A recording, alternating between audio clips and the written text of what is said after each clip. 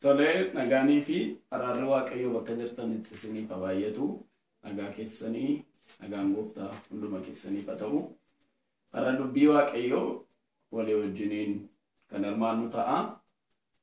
Sagalee gooftaa kana son dubbisiin durame dubbii kana waaqayyo akka nuuf eebbisuun kadhanna. Yaa waaqayyo gooftaa maqaa Yesuus Kiristoosiin galanniif ulfinni guddaan siif haa ta'u.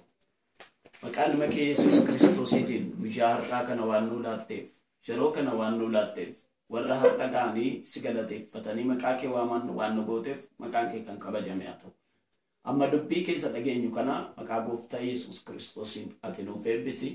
Dubbii kanaan ijaaramuu, keessi keenya haareffamuu, irtiin cimuu akka dandeenyu ayyaanni kee nuuf haa baay'atu. Dubbii keessa nutti dubbadhu maqaa Yesuusiin ameen.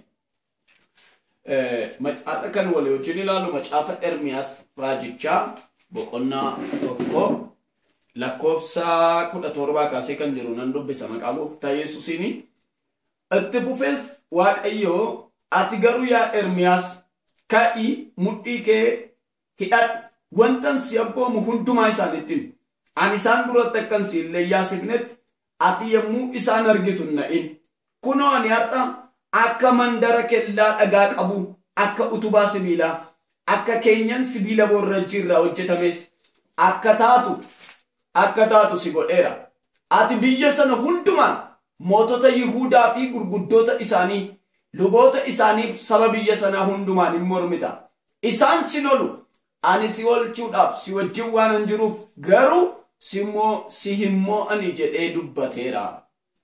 Galanni waaqayyoof haa ta'u. Mata duree lollis jira mo'ichi jira kan jedhu irratti walii wajjin ilaalla. Macaafa qulqulluu kana keenya keessatti waaqayyo gooftaan yeroo inni itti Ermiyaasiin ergamaasaa hojjetaasaa yeroo inni itti jajjabeessu yeroo itti waaqayyo karaa adda addaa dhufe Ermiyaasitti dubbatu ilaalla. Boqonnaa tokko kana keessatti fakkeenyaaf waaqayyo Ermiyaasiin ani garaa haadha kee keessatti si fo'adhe utuu ati hin dhalatiin durayyuu sin beekan ture. Sabaaf raajii akka taatu fadda si baafadhe gaafa waaqayyo jedhuun Ermiyaas immoo ani mucaadha ani kanaaf hin geenye ani wallaalaadha jedhee madaallii mataa isaatii dhiyeessatu. Waaqayyo immoo ati akkasiin jedhiini ani dubbii koo afaan kee keessa nan kaa'a jedhe Ermiyaasiin. Haleluuyaa. Yerootti waaqayyo gooftaan yeroo mataa isaatiitti gara keenya dhufu. Akka ilaalcha Ermiyaasitti yeroon isaan geenye mucaadha homaa tokko hin beekutu. Garuu waaqayyoof yeroo waaqayyoo ture. Inna gara Ermiyaas dhufee waaqayyo akkas jedhe ani dubbii koo afaan kee keessa nan kaa'a.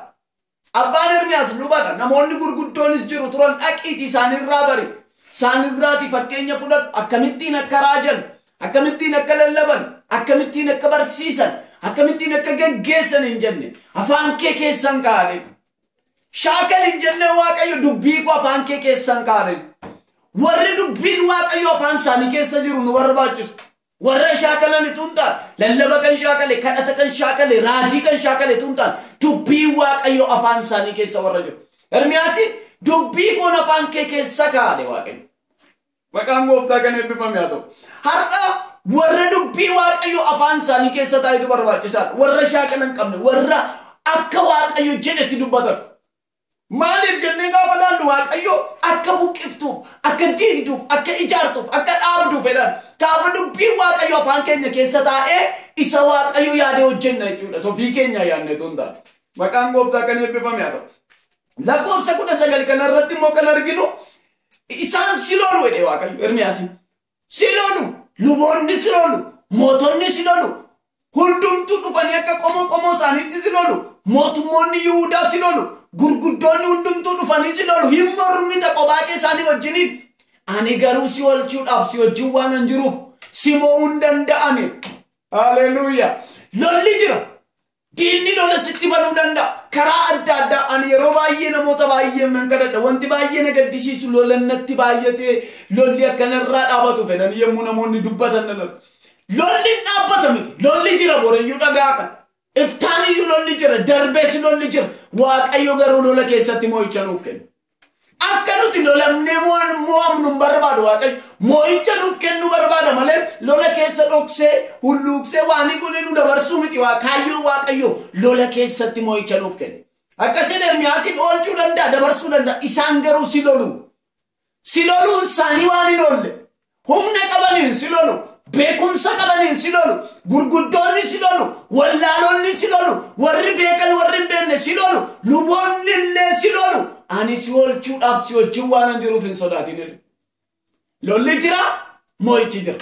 Haleluuyaa. Nuti hin lolamna, moo'ichi garuu harka Waaqayyoo irraa nuuf kennamu.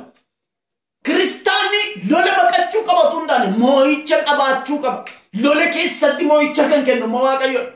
Waaqayyo gooftaan har'a sagalee kana isiniif eebbisee keessa keessanitti wanta lolli isinitti baname mana keessa naannoorraan haala qilleensa karaa barbaade lola isinitti baname kana keessatti kan isin injifachiisu humni Waaqayyo isiniif haa kennamu. Lola keessatti kiristaanni mo'achuu turre jiraata. Lolli jira, moo'ichis jira.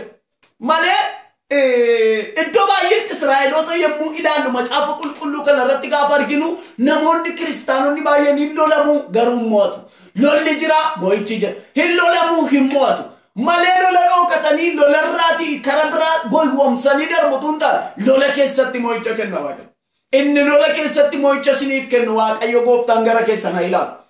Ermiyaasiin isaan si loluun isaanii waan hin oolle shakkiin qabaatiin garuu ani si oolchuuf si wajjin waan hin jiruuf si mo'uu hin danda'ani. Hundumtuu dhufanii si lolu. Haalli si loluu danda'a. Yeroo baay'ee namoonni si loluu danda'u. Gurguddoonni si lolu. Garuu moo'ichi kanuma keetii. Maqaan Waaqayyoo kan eebbifame haa ta'u. Akkasuma Iyyaasuu boqonnaa 10 keessa gaafa ilaallu yommuu itti mootonni 5 gurmaa'anii Iyyaasuutti dhufanitti Waaqayyo gooftaan Iyyaasuudhaanii dhaqii rukut Iyyaasuun ganaan deemne. Waaqayyos yommus lakkoofsa 8 kaasee akkas jedhe yommus Iyyaasuudhaan ani harka kee keessa isaan buuseeraati isaan hin sodaatin. Isaan keessaa namni tokko illee si dura dhaabbachuu hin danda'u jedhe. Iyyaasuun ganaa dhaqee lola. Waaqayyo immoo akkas jedhe Iyyaasuudhaan harka kee keessa isaan buuseeraan sodaatin. Lola kanarra natu si dabarta fiigdee jalaa baata jedhetu hin taane dhaqiitii lolii moo'ichi kan keeti jedhe. Anarra waan tokko isinitti maara lola karaa kamiinuu isinitti baname haa ta'u. Karaa barbaade lola isinitti dhufu haa ta'u. Waaqayyo gooftaan moo'icha isiniif kenna. Garuu lola keessa dhookannee bannee gowwoomsinee darbina tun taane lolichuma keessatti nu jabeessa. Hafuurri hamaan nu loluu danda'a. Seexanni yaanni diinaa karaa adda addaa namni foonii karaa adda addaa lolli nutti banamuu danda'a. Lola baay'eetu jira biyya lafaa kanarra lola keessatti moo'icha nuuf kenna Waaqayyo. Maqaan isaa kan eebbifame haa ta'u. Iyyaasuudhaan Waaqayyo dhaqiitii loleedhanii gaafa Iyyaasuun diingata irra ba'ee saboota warra isa irratti ka'an sana lola jalqabu baay'een jalaa fiiganii baduuf ka'an ennaan Waaqayyo dhagaa cabbii irratti harcaase asii gadi. Akka isaan jalaa miliquu hin dandeenyetti dhagaa cabbii irratti asii gadi roobse. Warra Iyyaasuun faa billaadhaan fixan caalaa jedha lakkoofsa dhuftanii asii gadi gara lakkoofsa 11-12 gaafa dubbistan warra isaan billaadhaan fixan caalaa warra Iyyaasuun billaadhaan fixe caalaa warra inni aduu dhaabee lolee mo'achuu dadhabee jalaa fiiguu jalqaban caalaa warra Waaqayyo dhagaa cabbiitiin ajjeesentu caalaa. Argitani Waaqayyo gooftaan warra nu jalaa miliqanii warra baduuf ka'anillee warra rakkina uumanii waan tokko keessa galuuf ka'anillee isa Iyyaasuun humna isaatiin godhe caalaa Waaqayyo dhagaa cabbii irratti roobse. Adeemsi Waaqayyo akka isaan ba'uu hin dandeenyetti jechuudha. Lola keessatti Waaqayyo moo'icha nuuf kenna. Maqaan isaa kan eebbifame haa ta'u. Har'a ergaan isiniif qabu wanta barbaade lola akkamii keessa jiraata. Lolli akkamiis isinitti haa baay'atu. Akkam lollillee humna keessanii olaa ta'u. Haalaan naannoodhaan jireenyaan nagaa keessaniin lola qilleensarraatiin lafarraan maatii gidduudhaan waldaa keessaa lolli karaa baay'ee isinitti banamuu danda'a. Lola keessatti moo'icha Waaqayyo isiniif kenna. Siniin garuu Waaqayyo isinii wajjiniin jiraachuu isaa amanoo. Lola kana keessatti akka mo'attan amanaa. Waaqayyo hunduma keenya nuun haa eebbisu. Dubbii kana gooftaan nuuf haa eebbisu. Kadhannee xumurra. Yaa Waaqayyo gooftaa abbaa keenya maqaa Yesuus Kiristoosiin bara baraan galanni siif haa ta'u. Dubbiin kun yaa Waaqayyo gooftaa ko har'a lollis jira moo'ichis jira nuun jetteetta. Lola nu mudate kam keessatti mo'achuu akka dandeenyu ayyaana keetiin nuuf baay'isi. Maqaa Yesuus Kiristoosiitiin obboloonni koo warri kana dhaggeeffachaa jiran yeroo ammaa kana lola isaan mudate kam keessatti illee hafuuraaf ayyaana keetiin mo'icha guddaa haa argatan. Mo'ichi maqaa Yesuusiin kan isaanii haa ta'u. Lolli haa jiraatu mo'ichi kan isaanii haa ta'u. Qilleensarraa, lafarraa, naannoorraa karaa kamiinuu lolli isaanitti dhufuu danda'a. Maqaa Yesuusiin humnatti mo'atan ati isaaniif baay'isi. Hunduma keenya wajjin hin ta'i. Ayyaana kee dachaanuuf baay'isi. Maqaa jaallatamaa ilma kee Yesuus Kiristoosiitiin. Ameen.